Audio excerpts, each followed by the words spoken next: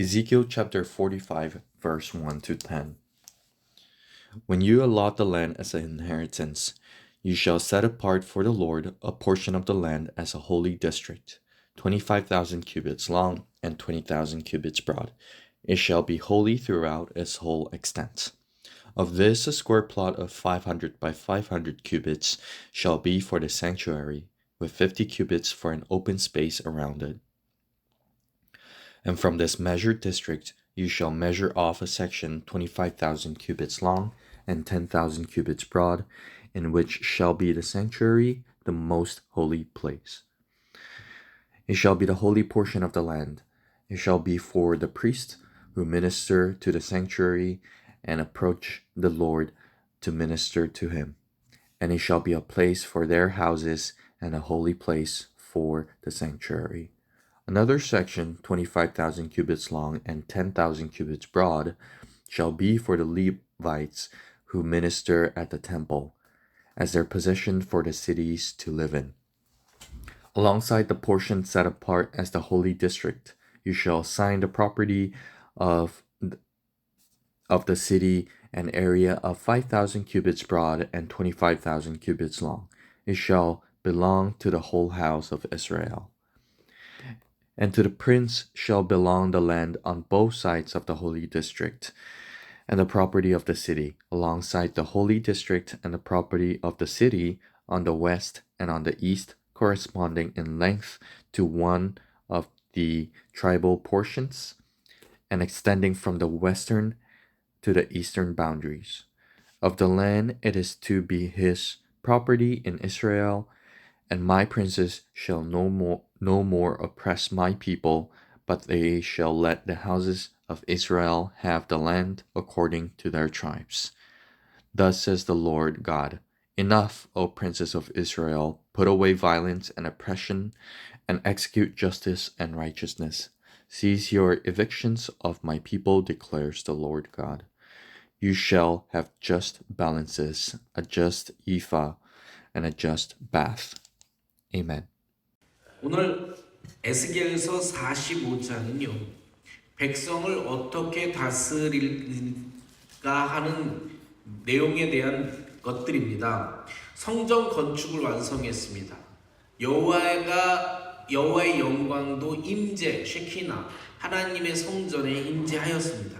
이제 그 성전에서 흘러나오는 것들로 세상을 다스리는 것들에 대한 이야기를 하고 있습니다. 다시 한번 강조하지만 이것은 환상입니다. 지금 현재의 이스라엘, 현실은요, 이스라엘 백성은 포로 또는 노예로 살아가고 있습니다.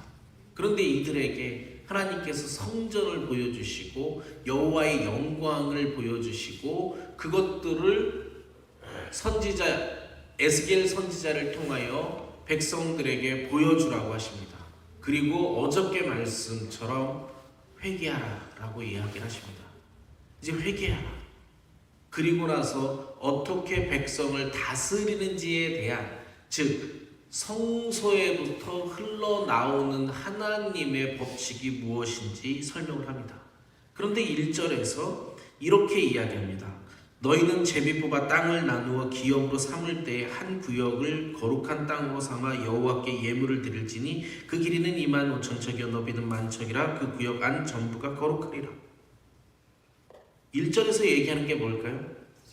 성소를 딱 짓는데 그 성소에 구역을 만들어라는 얘기입니다. 혹시 이게 무슨 말인지 모르시는 분은요, 딱 한마디로 표현할 수 있습니다. 성소를 중심에 딱 두어라, 이런 얘기입니다. 그리고요, 여기 이스라엘 백성이 들으면 정말 신나는 말이 하나 있습니다. 너희는 제비 뽑아 땅을 나누어 기업으로. 너희는 제비 뽑아 땅을 나누어 기업으로. 이거 어디에서 나오는지 아십니까?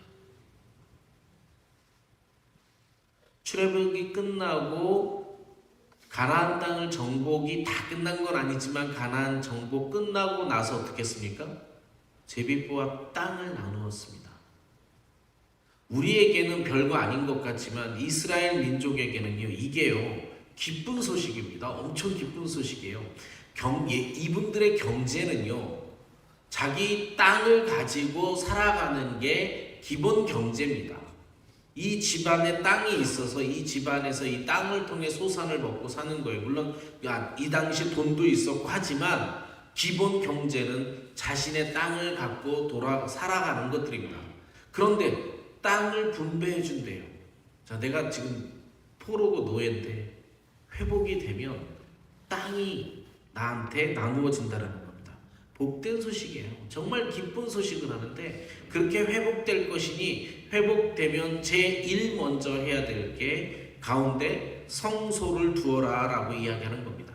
그 다음 두 번째 무엇을 하라고 이야기하냐면 두 번 2절과 3절은 한꺼번에 같은 내용입니다. 그 중에서 성소에 속할 땅은 길이가 500척이요 너비가 500척이니 네모가 반듯하여 그 외에 사방 신촉으로 전원을 되게 하고 이 측량한 가운데서 길이는 25,000척을 너비는 10,000척을 측량하고 그 안에 성소를 둘지 지극히 거룩한 곳이요 500척이라고 하는 건 길이가 약 250m 정도 됩니다. 500척이라고 하는 게요.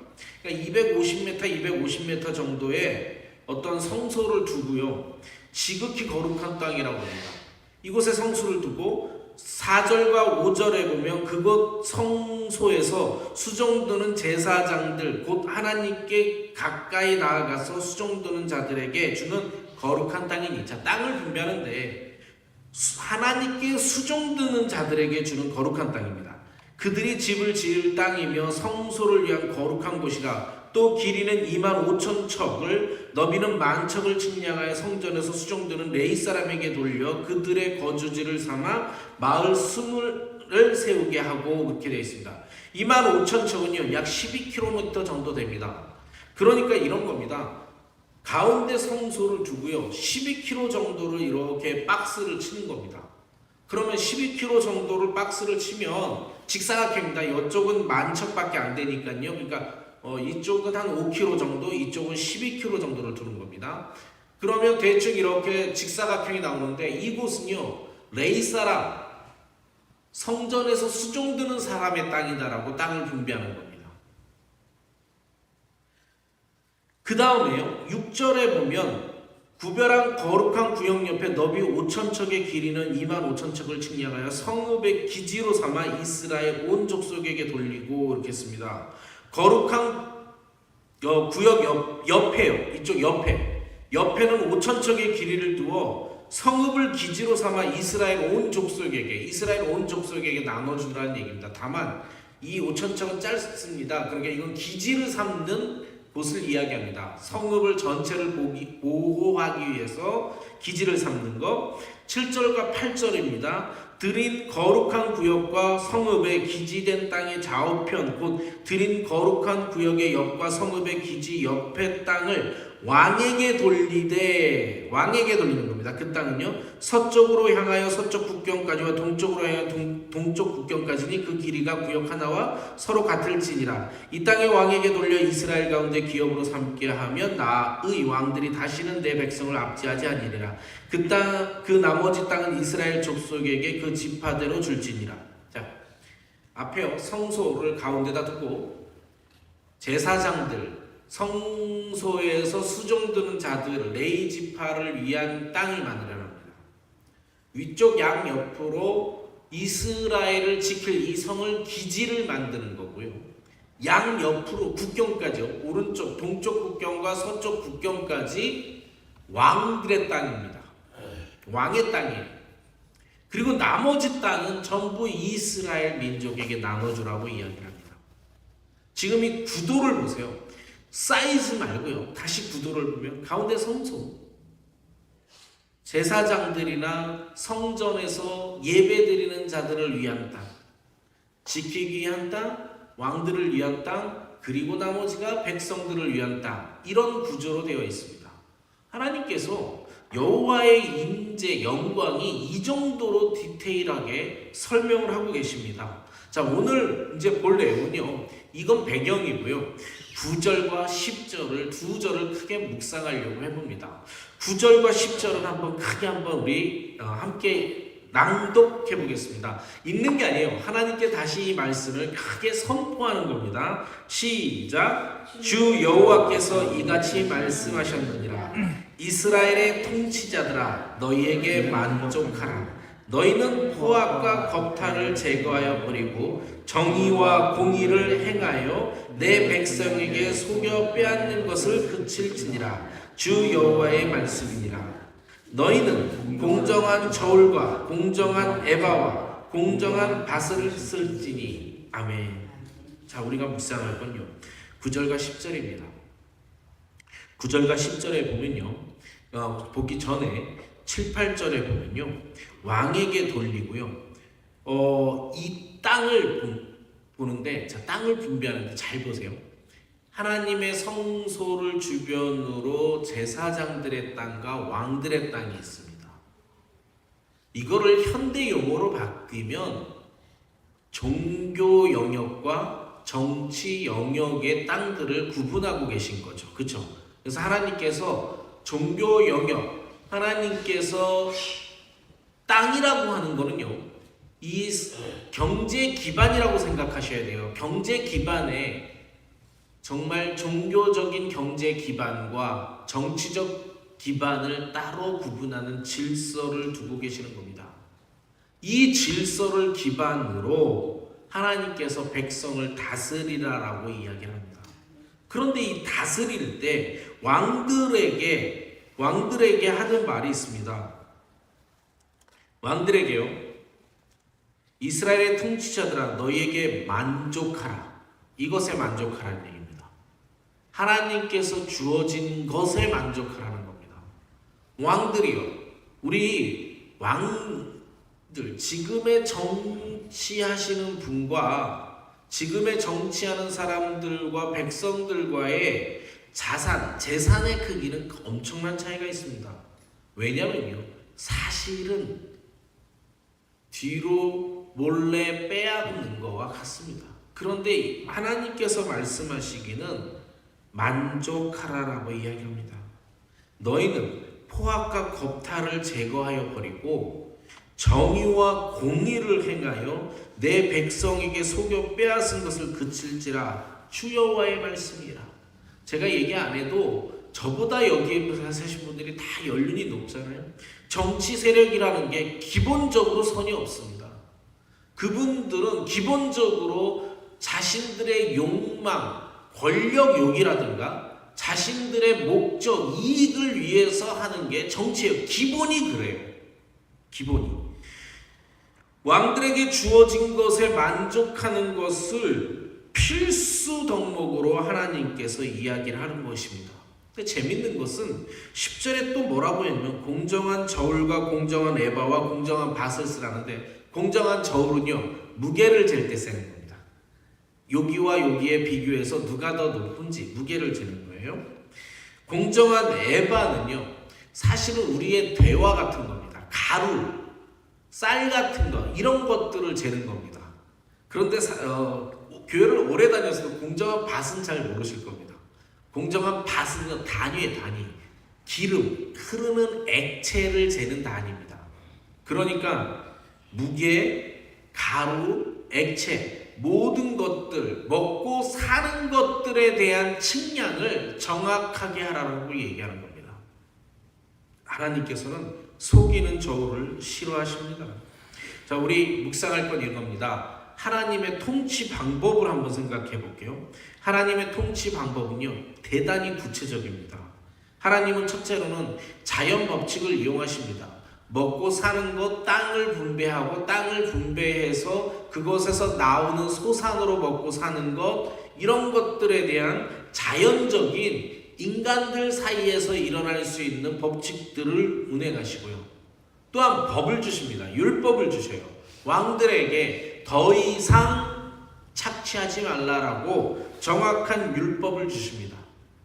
그런데 그 율법, 하나님의 질서, 이 법칙대로 살아가라고 하는 하나님의 질서에 기본이 있는데 사랑과 공의로 되어져 있습니다. 보십시오. 더 이상 백성들을 포악하게 뺏지 말라라고 하는 건 백성을 사랑하는 것이고요. 분명히 오늘 정의와 공의를 행하라고 이야기가 되어 있습니다. 하나님의 질서대로 살아가라고 이야기를 하고 있는 겁니다. 모두가 이렇게 살면 행복할 거라고 저는 생각을 합니다. 정말 이대로 지켜진 대로, 자, 한번 다시 볼게요. 경제 기반에서 하나님의 것과 경제 기반에서 왕들, 정치가들에게 낼 거를 분배하고 나머지로 우리가 살아가고, 또 정치하는 사람들은 백성의 것을 더 이상 뺏지 아니하며, 또 하나님의 성소에서 예배드리는 하나님의 성소의 봉사자들은 봉사에 집중하고 자기 집들을 지우고 얼마나 행복할까요? 그런데 우리 이제 알죠? 맨날 정치 욕하잖아요. 그렇죠? 왜 정치 욕해요? 그분들이 정말 공의로 정치를 안 하기 때문에 그래요. 이곳에 여당파가 있고 야당파가 있겠죠. 어느 파를 얘기하는 게 아니에요. 여당이든 야당이든 그곳에 선이 없어요. 하나님의 선은요, 그곳에 있지가 않습니다. 우리는 정치적 신념은 가지세요. 정치를 하지 말라는 게 아닙니다. 정치적 신념을 가지세요. 그곳에 선이 있다고 믿으면 안 됩니다. 정치로 이루어지는 건요, 혁명이에요. 혁명이 이루어지면 너무나 많은 사람이 죽어요. 하나님은 그렇게 혁명을 원하지 않습니다. 질서를 주시잖아요. 질서를 주시고 이 질서대로 살아가라라고 이야기를 합니다. 그럴 때 우리는 행복할 거라고 생각합니다. 오늘의 주어지는 본문은 이래요. 그래서 우리가 이 시간부터 묵상할 건 이겁니다. 하나님이 주어지는 질서의 제1 원리가 뭐냐면요, 성소를 중심으로입니다. 이 지금 구조를 한번 보세요. 말씀의 구조를 제가 일일이 읽어가면서 드린 말씀은요, 이 그림이에요. 가운데 성소, 주변에 예배드리는 자들을 위한 공간, 그 주변에 통치자들을 위한 공간, 그 다음 이스라엘 백성들이 살아가는 것. 그러면 그 중심에는 성소가 있는 거예요. 성소를 중심으로 세상을 살아가야 되는 거예요. 한번 과거를 한번 회상해 보시겠어요? 말씀 안 하셔도 돼요. 저도 있어요. 내 마음속에 내가 그 죄악으로 똘똘이 뭉쳐져 있는 것들, 내가 꽁꽁 숨겨놓고 말하지 않는 것들, 그런데 그런 것들을 잘 보면요, 내 뜻대로 살았을 때 내가 망쳐놓은 것들입니다. 여러분 마음속에 정말 가슴 아프고 덜어내고 싶은 것들이 있다면 한번 보세요. 자기 뜻대로 무엇인가 했을 때 무너져 내린 것들이에요. 뭔가 지금 잘 살펴보고 뭔가 행복하고 뭔가 잘 돌아간다고 생각해보면 그래도 내가 하나님의 뜻대로 행하리라고 순종했을 때 이루어진 것들이 지금은 잘 질서 정연하게 돌아가고 있다는 걸 볼 수 있습니다. 저의 믿음은 그렇습니다. 여기 계신 저의 신앙의 선배님들은 어떠신지 모르겠지만 과거를 회상해보면 내중심적으로 살았던 건 대부분이 문제예요. 하나님을 중심으로, 그리고 그분이 주어진 질서대로, 그분의 통치대로 살아가는 것. 오늘 아침에 주시는 말씀은 그것입니다. 어떤가요? 하나님을 중심으로 살아간다라는 말이 무엇일까? 이 모든 말을 한마디로 표현하면 거룩입니다. 하나님께서 거룩하게 살아가라라고 이야기를 합니다. 지난번 제가 주일 설교할 때 제목이 거룩이었고요. 제가 다 잊어도 혹시 저희 아버님이 치매 때문에 고생하셔서 치매가 돼도 하나님께 기도하는 게 있어요. 2가지 말씀은 안 잊고 살겠다라고 내 마음속에 계속 외우고 있는 성경 구절이 있습니다. 하나는 헬라어 통째로 외우고 있는 거예요. 텔레마 톤테오 호하기오스 휘무, 하나님의 뜻은 이것이니 너희들의 거룩함이라. 안 잊을 거예요. 이 땅에서 살아가는 동안 하나님의 뜻대로 살아가는 것은 너희의 거룩함이라. 내가 이 땅에서 거룩하게 살고자 합니다. 하나 안 있는 다른 구절도 똑같은 겁니다. 레위기 44장의 말씀인데요. 내가 거룩하니 너희도 거룩하라. 네. 하나님께서 우리에게 주시는 가장 간결한 명령은 내가 거룩하니 너희도 거룩하라. 그리고 거룩은 하나님의 뜻입니다. 하나님의 뜻은 이것이니 너희의 거룩함이라. 하나님, 내가 거룩하게 살아가겠습니다. 라고 결심하는 이 아침이 되겠으면 좋겠습니다. 그리고 그 거룩은 분리하여 깨끗함을 유지하는 겁니다. 무엇을 분리하냐면요, 하나님의 영역과 왕들의 영역과 세상의 영역을 분리하고 구분할 줄 알아야 돼요. 예배당에 와서 예배인지 아닌지를 구분 못하는 것도 거룩하지 않은 거고, 세상에 살면서 이것이 세상의 것인지 이것이 성경적인지를 구분을 못 해내는 것들도 문제예요. 그러니까 예배당, 교회에 와서도 다 자기 뜻대로 하죠. 교회에 와서 나만 바라봐라, 내 말이 맞다, 내 말만 들어라, 내가 옳다 많이 주장하잖아요. 하나도 거룩하지 않아요. 구분하셔야 됩니다. 무엇을 구분해야 되냐? 이것이 하나님의 것인지, 이것이 세상적인 것인지, 이것이 내 욕망에서 온 것인지, 이것을 구분하는 아침이 되었으면 좋겠습니다. 다시 한번 잠시 묵상하면서 내가 과거에 무엇을 내 뜻대로 해서 질서가 어지러워졌는지 고민해보는 아침이 되었으면 좋겠습니다. 그리고 끝에 꼭 결심하였으면 좋겠습니다. 하나님은 이렇게 말씀하십니다. 내가 거룩하니 너희도 거룩하라. 잠시 1분간 오늘의 말씀을 놓고